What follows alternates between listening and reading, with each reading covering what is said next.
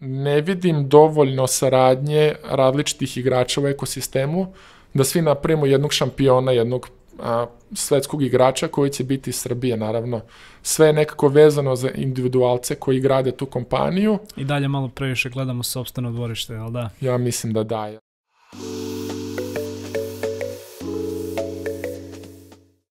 Ćao ljudi, dobrodošli u prvu epizodu Office Talks podcasta u 2021. godini. Nadam se da ste i vi, kao što smo i mi, pre svega se dobro odmorili, naspavali, napunili baterije za ovu izazovnu godinu koja je pred nama. A ništa, pa da ne dužimo, sa nama je danas Peđa Predin, investicioni menadžer u fondu South Central Ventures, jel da? Peđa, dobro vam došao. Bolje vas našao, hvala na pozivu i zadovoljstvo što sam došao. Evo, konačno i nas dvojica da se nahvatamo i da snimimo ovu epizodu. Danas ćemo zapravo govoriti malo o tome šta je tvoj posao, čime se jedan, da kažem, investicioni menadžer bavi i kako zapravo izgleda to investiranje u startupe. Ali evo, pre nego što krenemo zapravo sa tom pričom, da možda negde damo neki background, odakle kreće tvoja profesionalna karijera? Znam da si se školovao preko, znam da si isto tako radio u mnogim nekim ovim stranim kompanijama, pa evo da krenemo možda odatle. Ajde da ne idem od kulina bana, ali ipak bi povezao sa ličnim delom, pošto mislim da mi profesionalna priča je dosta povezana sa time što sam se bavio sportom od malih nogu, igrao sam vaterpolo od 7. 8. godine i to mi je onako obeležilo jedan dobar deo života i pored toga dalo mi je priliku da iz malog mesta kao što je Bečej, gde sam rođen, dobijem šansu da pređem u New York sa 19 godina i da krenem da studiram. Jednostavno to je definitivno mi promenilo život, pogledi su mi se proširili i počevši od studija ekonomije, pa kasnije profesionalna karijera mi je počela u verovatno sektoru koji nisam očekivao da će biti, to je recruitment, HR, i to se nekako desilo skoro slučajno, jer mi je cilj bio da budem u finansijama nakon ekonomije, međutim 2009. 2010. taj period kad sam diplomirao je bila velika finansijska kriza u Americi. Jednostavno je bilo skoro nemoguće za stranca da dobije posao u sektoru na Wall Streetu. Tako da sam razmišljao o alternativnim pravcima i ono što sam shvatio da mi je bitno je da želim da budem na mestu gde mogu da nastavim da učim kroz praksu, a u isto vreme da radim na globalnim projektima, znači da nekako koristim to svoje iskustvo življenja u različitim zemljama. Tako da sam radio u Egon Zenderu, u HR-u, gde smo radili, na primer, board i C nivo, ajde da kažemo, generalni direktori, finansijski direktori i slične projekte za velike tehnološke i finansijske institucije. I nakon 3 godine sam rekao sebi da želim još malo da proširim vidike sa akademske strane, pa sam upisao MBA studije, master iz biznis administracije, otišao sam na INSEAD, mali faks u Francuskoj koji je specijalizovan za to i jedno od vodećih škola, što mi je bilo nekako odskočna daska da pređem u tech sektor, tehnološki, prvo u Microsoft, koji je u to vreme, to je bilo 2014. kad sam završio MBA, dobio je novog CEO-a, Satiju Nadelu u to vreme, i to je bio neki period transformacije starog Microsofta, još iz, ajde da kažemo, što je Gates započeo u neku cloud first ili mobile first organizaciju. Tako da sam bio 2 godine proveo u Minhenu, u centrali za centralnu i istočnu Evropu i radio na poslovnoj strategiji. Što je bilo onako sjajan način da dobijem sliku kako velike kompanije funkcionišu, prave odluke, a sa druge strane sam shvatio da kad si mali klip u jednoj velikoj mašini, tvoj uticaj je vrlo minimalan i ima dosta više birokratije i politike nego nekih drugih stvari što meni u principu nije odgovaralo, i negde u to vreme, 2016. me je kontaktirala firma Gelato. Prvi put kad sam čuo, mislio sam da se bave sladoledom. Na moju nesreću, oni su više bili u tom nekom sektoru digitalne štampe i e-commerce-a vezanog za to i tražili su nekoga ko bi vodio partnerstva i razvoj biznisa na globalnom nivou. Tako da sam ušao u avion, otišao u Oslo, doveli su me na intervju u junu, kad je najlepše vreme.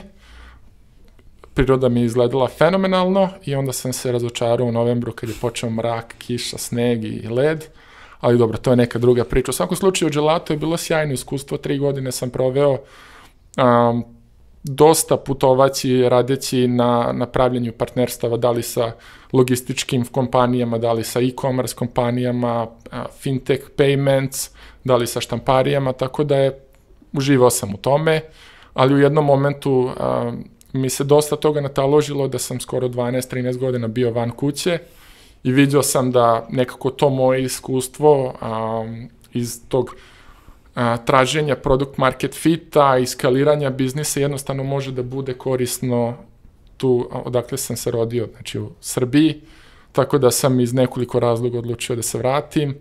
Prvo sam malo radio sitne consulting i mentoring projekte sa malim startupima, na jednom od njih smo sarađivali sa SCV-om i nekako osjetili smo kulturološki fit i, ajde kažemo, hemiju međusobno, pa su me pitali da se priključim timu i eto, tu sam već godinu dana, tako da to je nekako mala priča.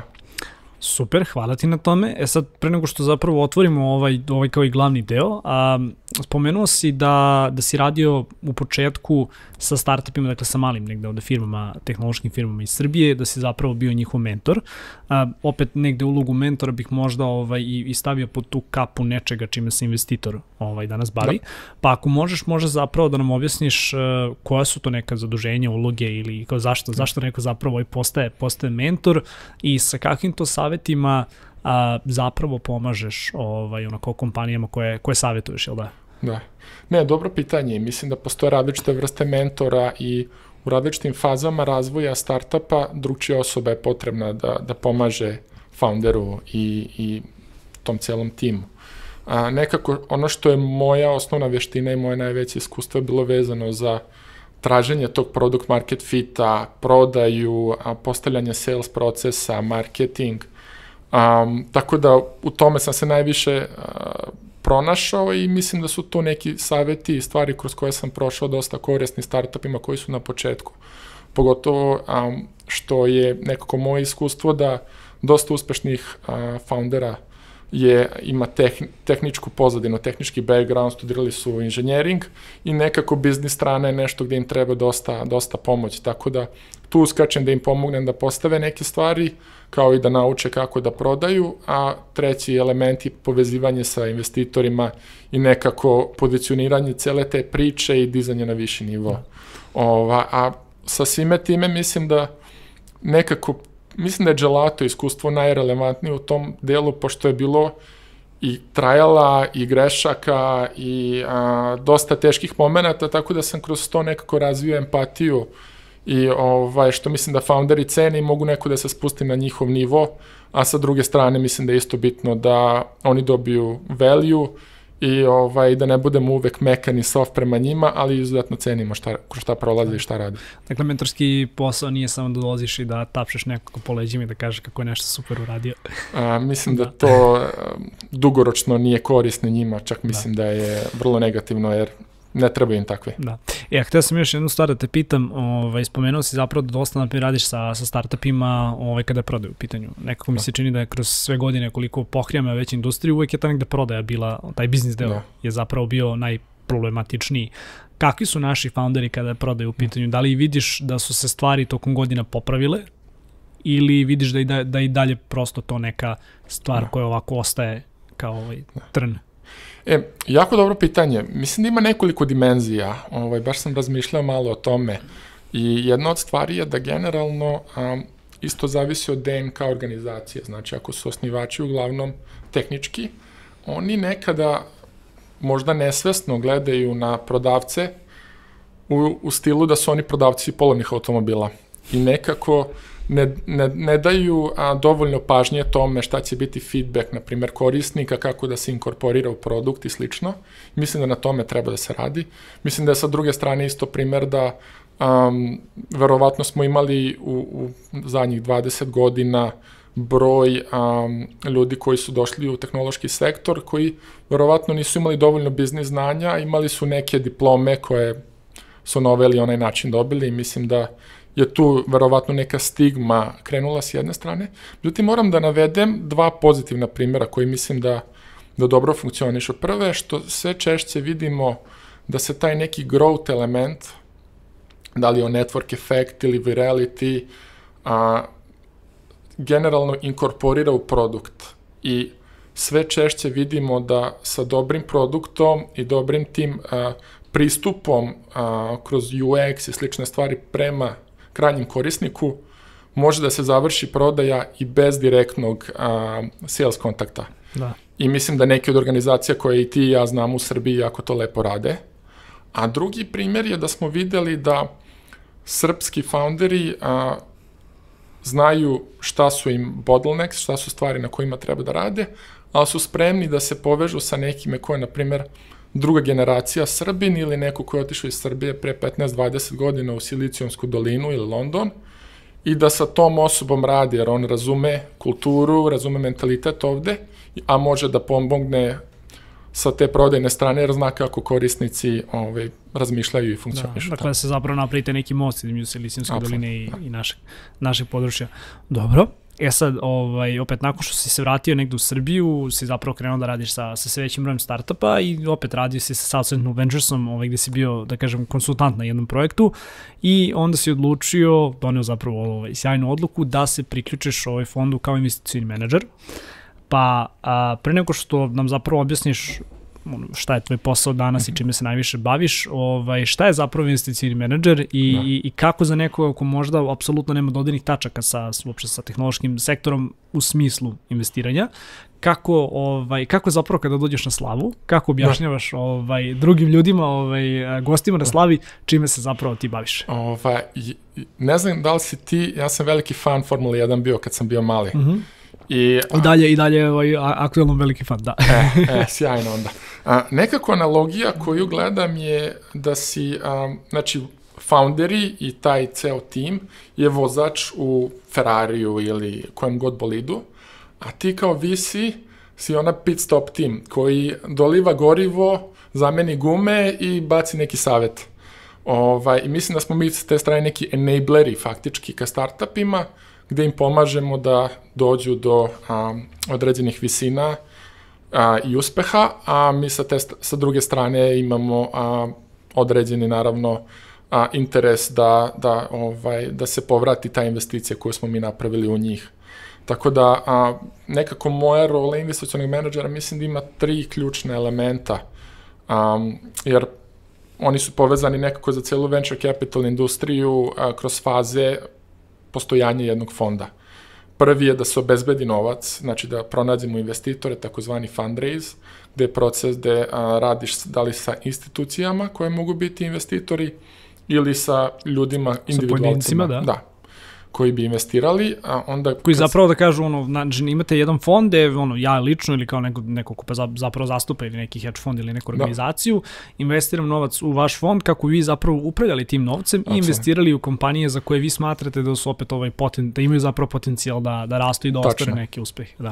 Tačno. Znači mi, tako reći, vodimo ili menadžujemo njihov novac i treba da ostvarimo profit tokom trajanja našeg fonda koji je 10 godina, znači povraćaj tog novca uz određene prinose, tako što ćemo investirati u male firme i prodati naše udele dok se fond ne zatvori, a to je neki period od 10 godina.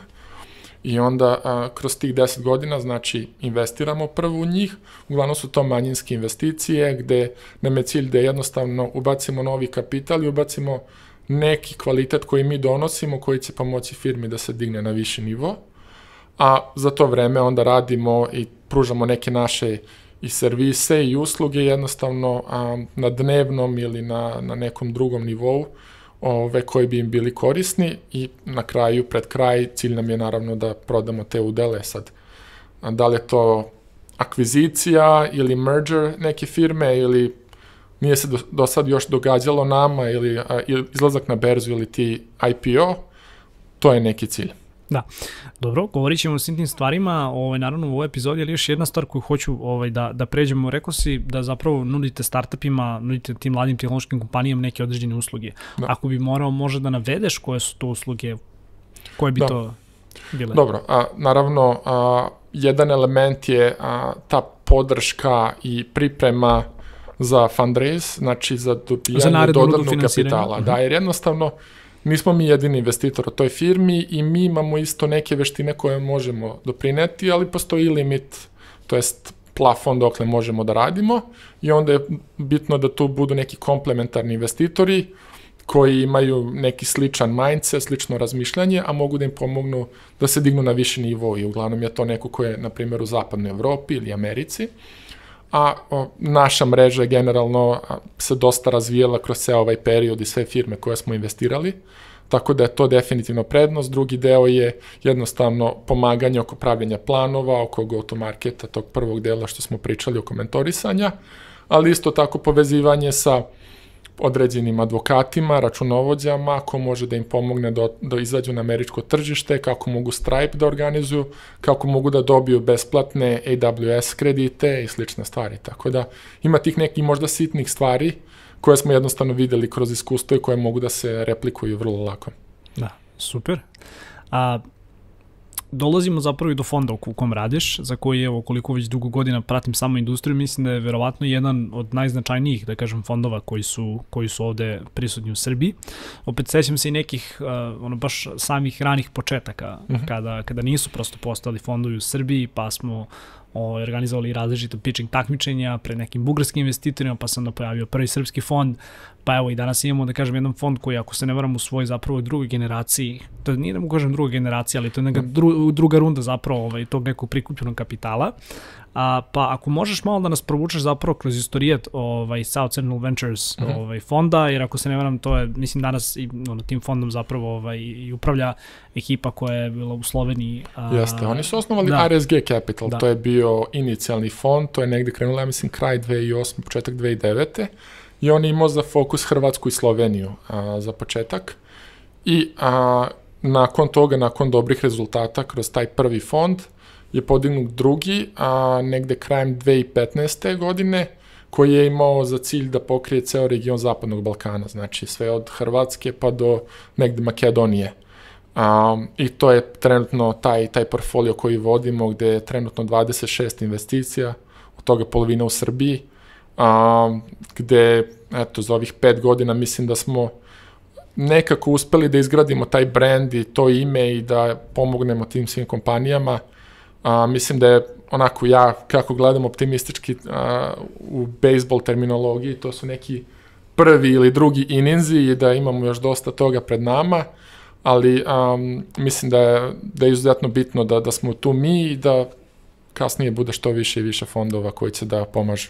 Mislim da je za domaću publiku bolje negde govorimo o košarkaškim terminima. Da, ajde da kažemo prva četvrtina, neki četvrtine, možda 5 minuta.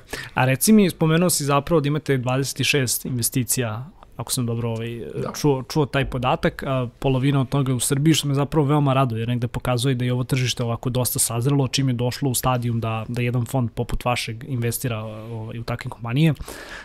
Koje su možda neke od najzapaženijih kompanija u koje ste investirali? Svakako je tu City Expert, za koji verujem da je možda i najzvučnije ime ovako u možda ovom nekom delu mainstreama, ali možda da nas upoznaš prosto sa još nekim kompanijama koje su tu. Apsolutno. Evo, mislim, dobro si rekao, jako je teško oceniti neku kompaniju kao uspešnu ili ne, jer se jako brzo sve može promeniti.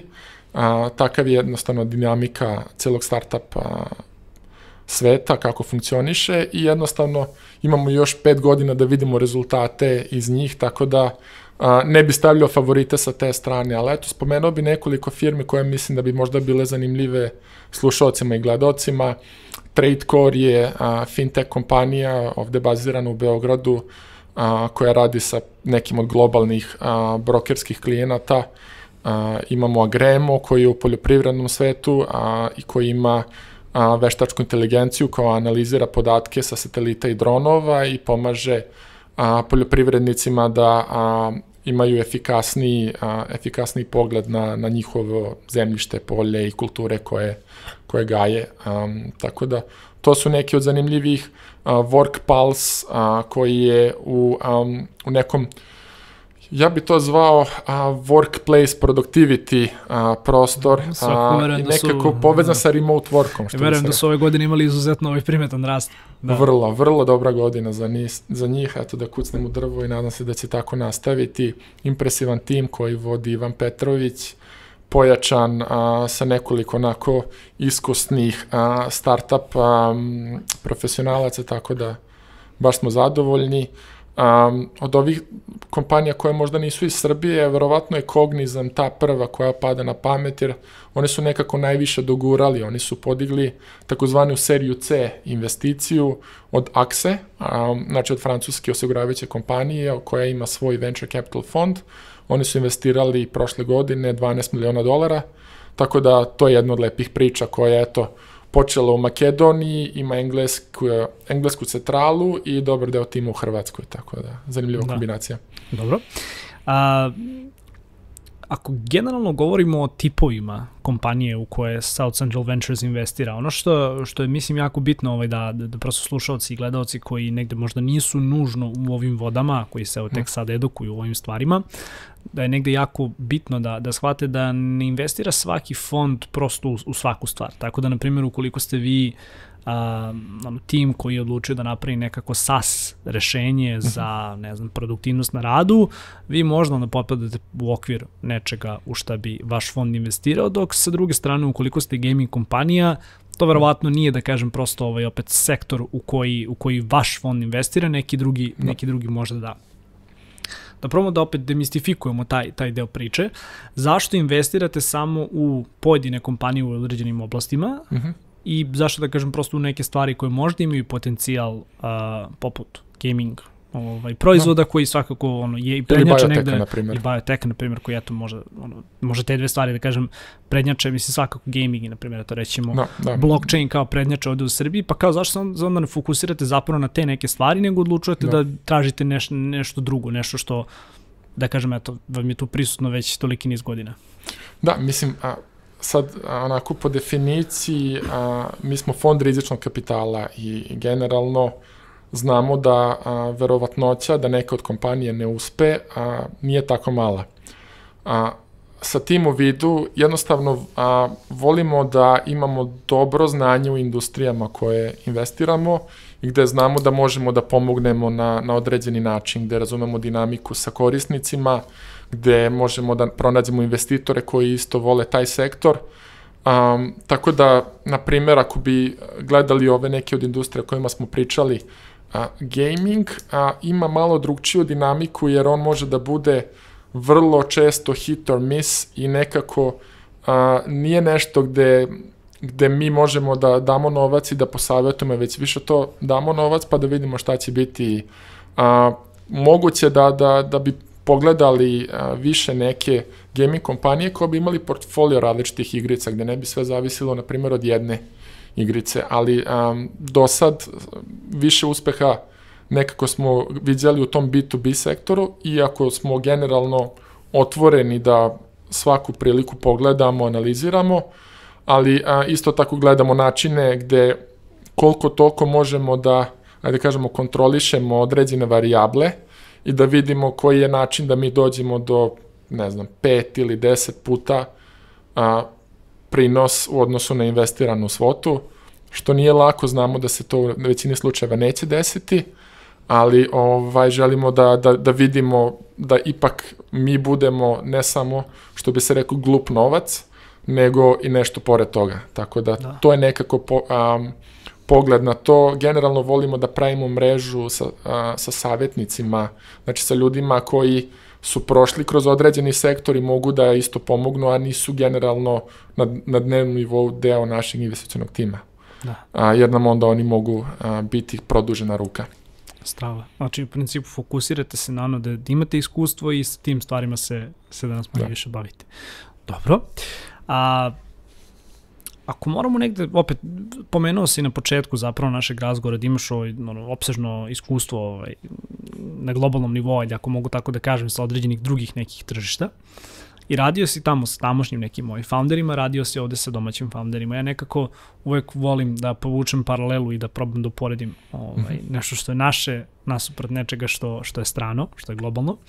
A ako bi morao da uporediš neke karakteristike koje su ovako baš specifične za osnivače sa naših prostora, nasuprot nekim globalnim, na primjer, osnivačima, koje bi to stvari bile? Da.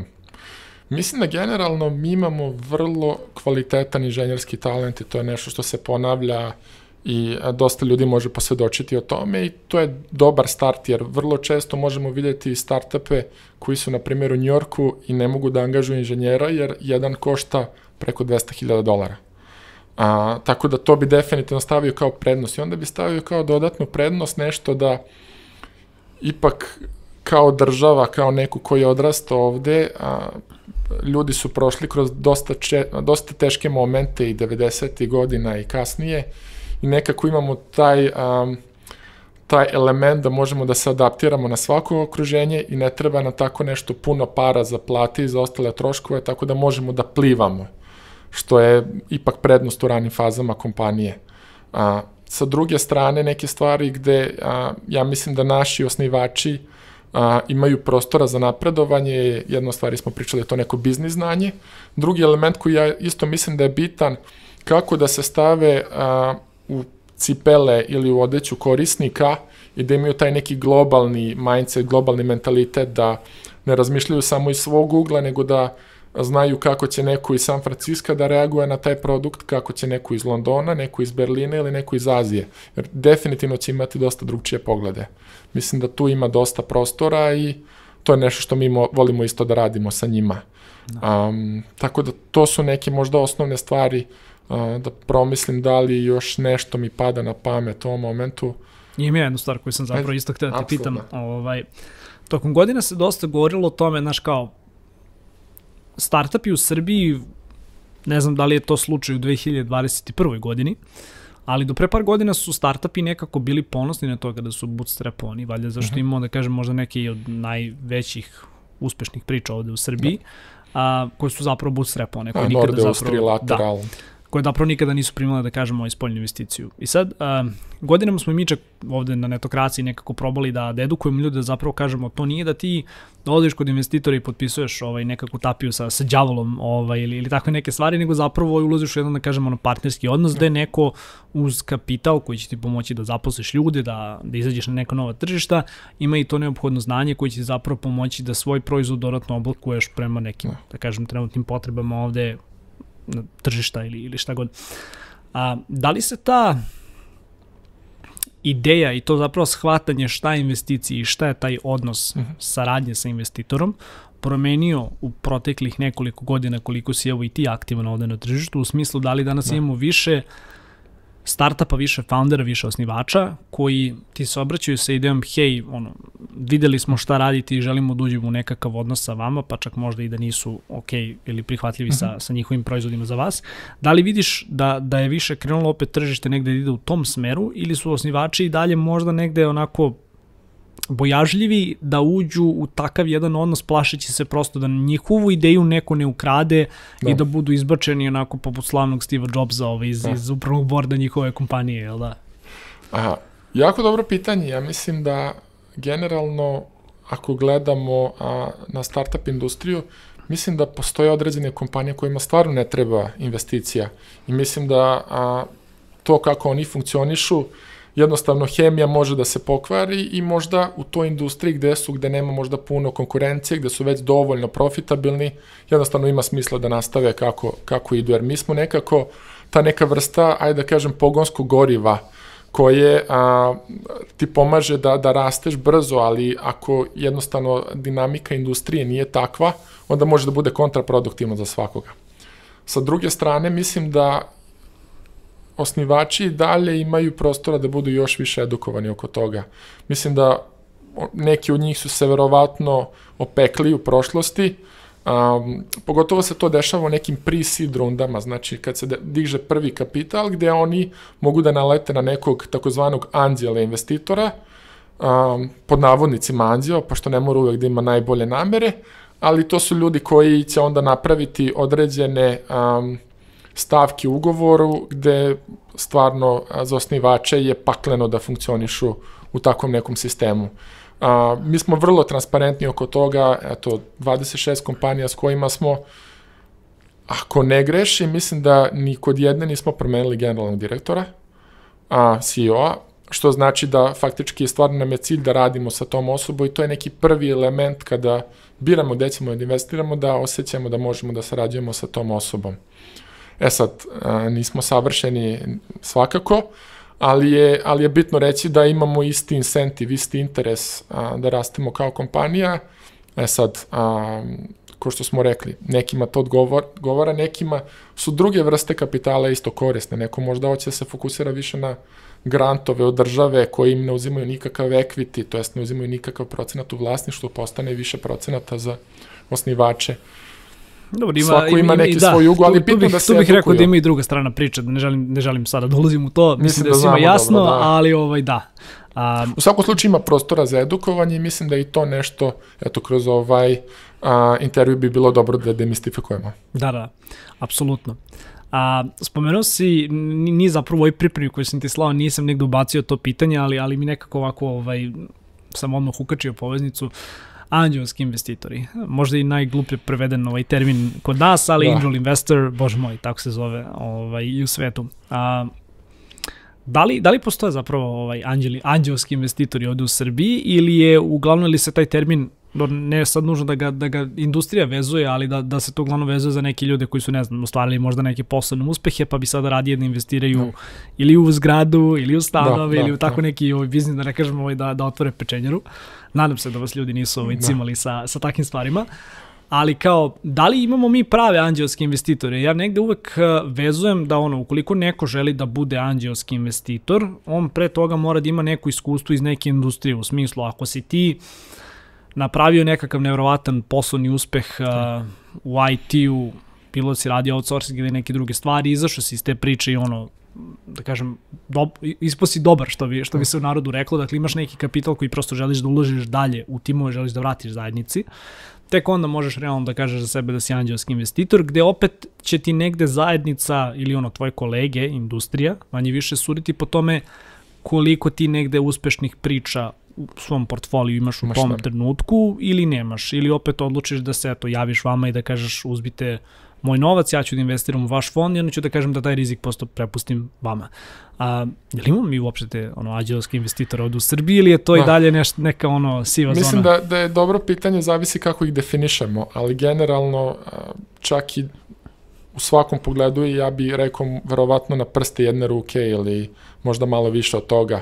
Definitivno mislim da postoji veliki prostor i pogotovo mislim da bi bilo dobro da budu uključeni oni pravi koji su prolazili kroz tu prvu generaciju startupa, ne znam, ranih 2000-ih ili 2010-ih, koji su stvarno znaju kako da se izgradi organizacija od zemlje pa na gore.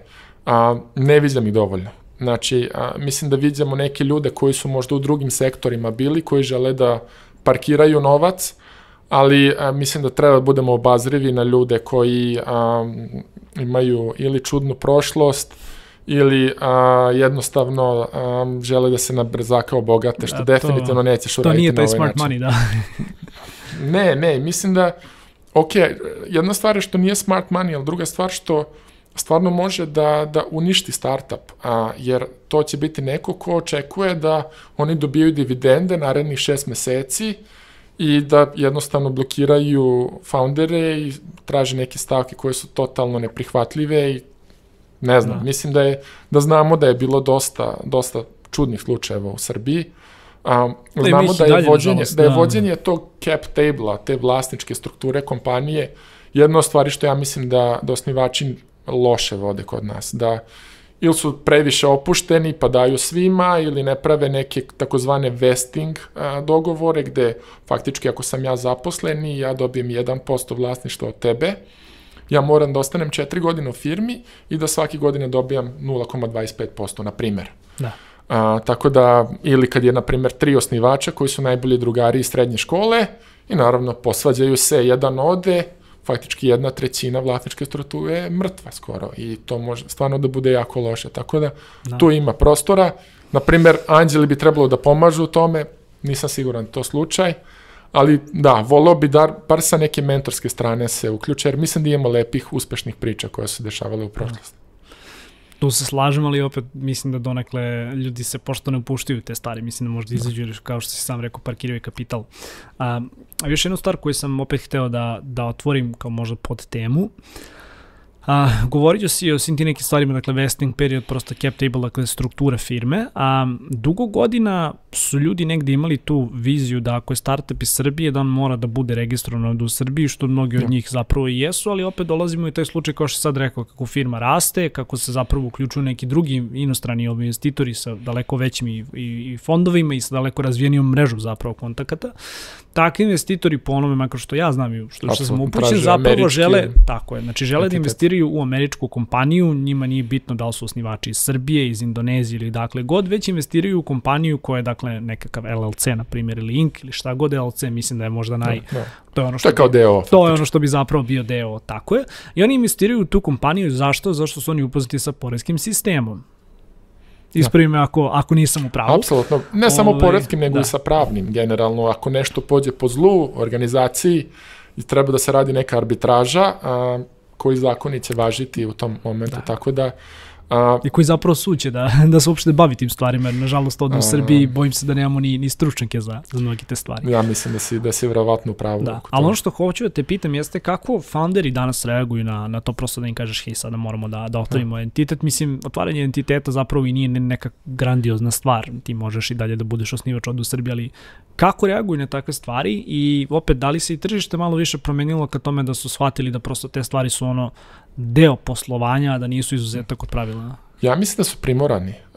Naprimjer, mi investiramo u lokalne entitete, znači nama je bitno da bude srpski entitet jedan koji mi ulažemo, ali tokom vremena, ako si na primjer u fintech industriji i američka banka ti je klijent, pa nema šanse da bi oni radili sa nekima gde rade sa srpskim entitetom. Takva sigurnost je samo jedna od stvari koja ona tu iskače kao i tu ja mislim da jednostavno dosta lako prihvataju, to znaju da je neminovno.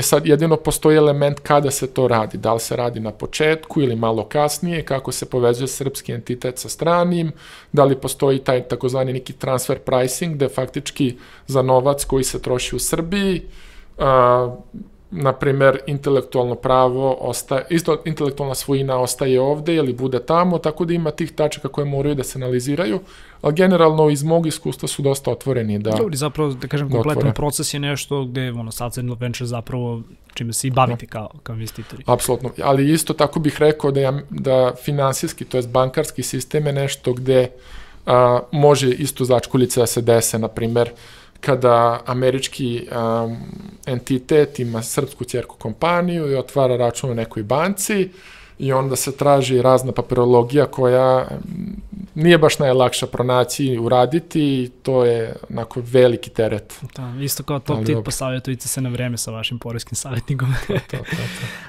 Dobro.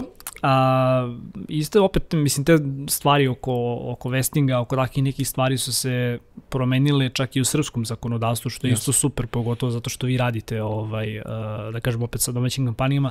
Ako se ne varam, mislim da ste možda čak bili deo radne grupe ili svakog da ste, da kažem, bili deo toga, što je opet jako, jako lepo vidjeti. Ako bi morao opet da oceniš negde prosto naše kao domaće startup tržište koje se opet svake godine menja se više i više, kako bi ga opisao nekome koji, na primjer, apsolutno nema dodanih tačaka? Koje misliš da su naše najveće vrline, a koje su nam neke ovako od istaknutih mana? Da. Pa mislim da kao tržište definitivno smo napredovali u odnosu na pre 5 ili 10 godina. Mislim da nekako taj rast rada na daljinu je isto nešto što ide nama u prilog generalno, gde možemo da igramo jednako na globalnom tržištu. Imamo tih nekoliko sektora koje si spomenuo, da li su gaming, blockchain, ja bih rekao i SaaS, gde smo imali dosta, da kažemo, uspeha, gde dobar broj inženjera ili drugih ljudi počinje da radi, ali generalno mislim da imamo neke stavke gde ne vidim dovoljno saradnje različitih igrača u ekosistemu da svi napravimo jednog šampiona, jednog svetskog igrača koji će biti iz Srbije, naravno. Sve je nekako vezano za individualce koji grade tu kompaniju. I dalje malo previše gledamo sopstveno dvorište, jel da? Ja mislim da, jer evo, znamo primere iz komšiluka, kada odemo u Rumuniju, svi znaju šta je UiPath i to je kompanija koja vredi 12 milijardi dolara. A mislim da možda mi imamo priliku da tako nešto izgradimo u narednih 10 godina. A imamo primere iz Hrvatske isto. Da, pa evo u Hrvatskoj baš nedavno smo zapravo sredinom prošle godine dobili prvog jednoroga, te ostaje pitanje ko će biti ovaj srpski da, imamo, tamo imamo Infobip, imamo i Rimac koji nije daleko od valuacije jednoroga, imali smo prodaju Nanobita, gaming kompanije, kod nas eto i Nordeus i Seven Bridges malo ranije, Trilateral, Frame, tako da dešavaju se stvari, ali nekako volio bi da i svi ti ljudi koji su bili u tim pričama isto budu aktivniji i u ekosistemu i možda kao anđelski investitori. Da. Dobro, ako si danas, razumijem s jedne strane i to da možda danas u ovom trenutku nisu aktivno uključeni jer su dalje opet prosto uključeni u rad svojih organizacija, ali apsolutno se slažem sa tom idejom da bih voleo da ih u nekih narednih 5 ili 10 godina kada možda uđu u neku kasniju fazu života, zapravo vidim ulozi. Jer to imamo primjer i takozvane PayPal mafije u Silicijonskoj dolini, gde jednostavno te prve generacije stvaraju druge, pa to je nekako domino efekt koji ide. Da, odato ti izlaze anđelski investitori. Da. Dobro. Kako je COVID uticao pre svega na tvoj posao? I da li vidiš da, ovo je možda malo, da kažem i bizarno pitanje, ali da li prosto vidiš da je možda u proteklih godinu dana više kompanija krenulo da se javlja investitorima negde sa idejom hajde da ne rizikujem možda toliko, već da primim investiciju pa ako ništa da osiguram sebi posao u nekom narednom periodu, ili je opet to, da kažem, opet segment industrije koji nije negde nužno bio podložan ovim aktuelnostima? Mislim da imamo tu sreću da jednostavno dobar deo startup sektora je nekako imao vetar u leđa kroz COVID. Početak, taj prvi neki lockdown koji se desio u martu i aprilu je stvarno bio težak i dosta kompanije razmišljalo koji je naš plan za 2020. I vrlo često se dešava da kompanija kada primi investiciju ili kad treba da dobije prvu, znači u tom periodu treba neki listu ciljeva da ostvari, da li je to broj korisnika, da li je to prihod, da li nešto treće.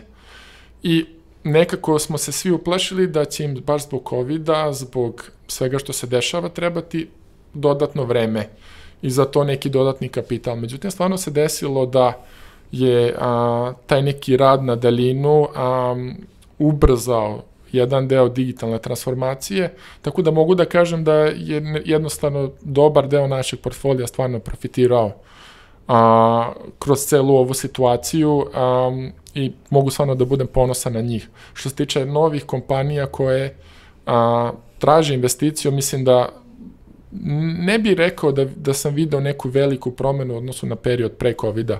Mislim da za najbolje timove uvek će biti prilike da podignu kapital, da li od nas ili od nekog drugog investitora, ali mislim da neće biti lako za one timove koji su navikli samo da žive od grantova ili sličnih stvari. Da. Veoma dobro zapažanje. Hvala ti na tome. Evo za kraj, ako već kao govorimo o nekim predviđenjima za 2021. godinu, svakako si govorio o tome i u tekstu za netokraciju, gde vidiš da će se čitava ta startup zajednica, neću čak ni da kažem tržište, ali gde vidiš da će se negde ta startup zajednica kretati i koje su opet neke potencijalne tehnologije koje ti kao investitor sada ovako gledaš, razmatraš, šta ono što bi, na primjer, tebi bilo interesantno da sledeće, da u sledeću tehnologiju investiraš, gde vidiš prosto da je taj ono kao the next big thing? Da. Ja onako gledam možda jedan korak unazad gde se više fokusira na koje probleme treba da rešimo, pa počevši od toga i mislim da, na primjer, jedna od mana naših startup ekosistema je da ako gledamo bar na enterprise, mi nemamo dovoljno klijenata koji u regionu mogu da kupuju rešenja od tih naših kompanija. Jednostavno, takva ekonomija ne postoje. Ali sa druge strane, mislim da voleo bi da bude, na primjer, više priča. Eto, možda je ovo vrlo onako očigledno, ali mislim da nemamo dovoljno veštačke inteligencija priča. Bar onih pravih koje stvarno rešavaju probleme i koje nisu samo slovo na papiru. Volio bi da više bude, na primjer, i consumer priča, znači kompanije koje idu ka individualnom potrošaču, jer jednostavno malo ih se rađa kod nas i jako sporo napreduju, što je možda vezano sa veličinom tržišta koje imamo. Mi smo baš okrenuti ovako isključivo B2B sektoru, da. Pa jesmo, na primjer, i to je možda slučaj najvećeg dela istočne Evrope, ali bilo je dobrih primjera, evo sad smo imali u Poljskoj kompaniju Allegro koja je e-commerce igrač, koja je imala evaluaciju $12 milijardi, što je stvarno impresivno. Ok, Poljska je mnogo veće tržište nego Srbija, ali ne toliko. Tako da, mislim da ima prostor eto i u B2C-u s jedne strane, mislim da i u veštačkoj inteligenciji. Ja mislim da imamo dosta mogućnosti, eto ako gledamo da te sektore gde imamo enterprise klijente, na primjer, jedan od njih je definitivno poljoprivreda. Ja bih očekivao više priča da se tu dešava u tom nekom agritech sektoru. Agritech startupa. I naravno industrija 4.0, a ne zato što država ima plan, svakako mislim da se ideje rađaju iz glava pojedinaca i da su oni ti koji vode sve, a ne da ide od gore ka na dole sistem. U tom pogledu, znači da faktički idemo from bottom up, znači od dole ka gore, od pojedinaca koji stvaraju, ali mislim da je industrija 4.0 velika prilika i za Srbiju i za naše startupe. Slažem se i dodao bih još samo jednu stvar, a to je da, obzirom da smo se u protekle godine onako i mi kao potrošači dodatno digitalizovali, te da su sad naši roditelji i naša rodbina krenuli malo više da se zapravo bave internetom i nekim digitalnim uslugama i tu je opet možda neka prilika koju ovako treba i vidjeti. Definitivno vidim B2C. Evo, videli smo i sa dostavom hrane, koliko se promenila kupovina, mislim da ima dosta prilika. Apsolutno i, na primjer, mislim da je jedan od elemenata koje možemo gledati taj neki fintech, jer se dešava da u određenim zemljama fintech kompanije rešavaju poseban problem vezan za tu zemlju i mogu da skaliraju dovoljno jako samo iz toga. Imali smo zanimljive primere u Keniji ili Indiji. Ok, Indija je dosta veća zemlja, ali Kenija je napravila jedno od prvih rešenja za mobilno plaćanje na svetu, što je bilo impresivno. Tako da, tu bi isto se verovatno kladio da će biti nečeg zanimljivog. Da, ništa, ajde, nadamo se da će se ta opklada i desiti, da će se zapravo ostvariti. Peđa, hvala ti puno što si bio naš gost, prosto za slušalci i za gledalce, linkovat ću u opisu ovog videa, naravno bit će i u transkriptu na audio platformama, ostavit ćemo tvoj LinkedIn profil, super, tako da svako ko želi da se poveže s tom ili ko prosto ima neko pitanje dodatno u vezi investicije, može i na LinkedInu naravno da te pronađe. Hvala ti još jednom, dragi slušalci i gledalci, toliko od nas zapravo u ovoj prvoj epizodi posle nove godine. Podsjetnika, zapratite naš YouTube kanal, kliknite na zvonce kako biste dobili obaveštenje o novim epizodama. Izlazimo svakog četvrtka u 10 sati ujutru.